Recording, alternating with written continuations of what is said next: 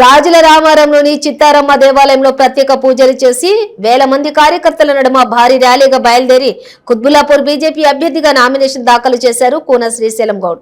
Nomination అనంతరం ఆయన మాట్లాడుతూ గత 30 సంవత్సరాలుగా కుత్బుల్లాపూర్ ప్రజలతోటి మమేకమై రాజకీయ జీవితం గడుపుతున్నానని అన్నారు.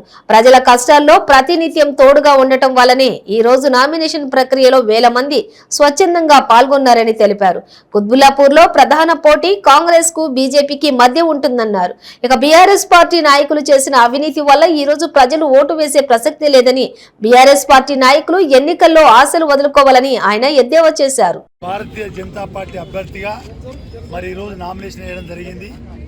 నామినేషన్ కు గాజుల రామారం కాడికి బయలుదేరితే మరి చిత్తారమ్మ టెంపుల్ దగ్గర అమ్మవారికి పూజలు చేసేటప్పుడు కుత్బుల్లాపూర్ కాన్స్టిట్యూన్సీ ప్రజానికము, భారతీయ జనతా పార్టీ నాయకులు, వెలుపల అసోసియేషన్ అధ్యక్షులు, నా అక్క చెల్లెళ్ళు, అన్నదమ్ములు, అదేవిధంగా జనసేన పార్టీ నాయకులు, కార్యకర్తలు, పవన్ స్టార్ అభిమానులందరూ కూడా మరి యొక్క ర్యాలీలో పాల్గొని నన్ను ఆశీర్వదించి మరి మున్సిపల్ ఆఫీసులో నామినేషన్ దాఖలు చేయడం జరిగింది.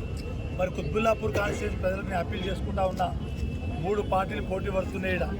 ఒక పార్టీ బీఆర్ఎస్ పార్టీ అభ్యర్థి చేసింది ఏమీ లేదు. ఎమ్మెల్యేగా 2 సార్లు ఉండి మీరు ఆలోచన చేయండి. ఒక పెన్షన్ ఇప్పేలే, ఒక రేషన్ కార్డు ఇప్పేలే, ఒక డబుల్ బెడ్రూమ్ ఇప్పేలే. గతంలో నేను 25,000 ఇల్లు ఇప్పించిన, 10,000 పట్టాలు ఇప్పించిన, 60 రేషన్ షాపులు, 200 అంగన్వాడీ టీచర్లు, 190 అంగన్వాడీ ఆయాలు, 45,000 రేషన్ కార్డులు ఇప్పించిన ఘనత మరి నాది అని చెప్పి ఒకసారి గుర్తు చేస్తూ, మరి అదేవిధంగా కాంగ్రెస్ అభ్యర్థి గతంలో 14లో టీఆర్ఎస్కి నిలబడి 14 to 23 ఎక్కడ కూడా కనిపించకుండా మళ్ళీ ఇప్పుడు కాంగ్రెస్ అభ్యర్థికి వచ్చి నన్ను ఓడగొడితే నేను వ్యవసాయ క్షేత్రానికి పోతా అంటున్నాడు. కాంగ్రెస్ అభ్యర్థి పరిస్థితి ఎన్నికలు రిజల్ట్ రాకముందే డిసైడ్ అయిపోయింది. నేను ఓడిపోతున్నా, వ్యవసాయ క్షేత్రానికి పోతున్నా చెప్తున్నా. బీఆర్ఎస్ అభ్యర్థి ప్రజలల్లా మొన్న ఏదైతే ఎన్టీవీలో చూసిరో స్టేజ్ మీద ఆయన ఒక రౌడిజం, ఎమ్మెల్యే గారు రౌడిజం 2 సార్లు ప్రాంతాల వారిగా విడిపోయి గెలిపిస్తే ఇవాళ కళ్ళు ఇక్కడికి వచ్చి పెద్ద చిన్న ఏజ్ కూడా తెలుస్తలేదు. ఒకనాడు మాదేవపురంలో ఒక ఐటీ ఎంప్లాయీని కొట్టిండు, అదేవిధంగా కేఎం ప్రతాప్ గారు అబ్బాయిని కొట్టిండు. మరి ఈ రకంగానే ప్రజల పక్షాన్ని అడుగుతున్నప్పుడు నా మీద దాడి చేయడం జరిగింది.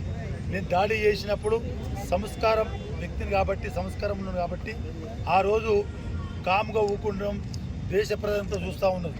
ఎందుకంటే మాజీ ఎమ్మెల్యేగా నేను ఇష్యూలు ఎవరైతే దానికి సమాధానం చెప్పే చేతగాక దొంగ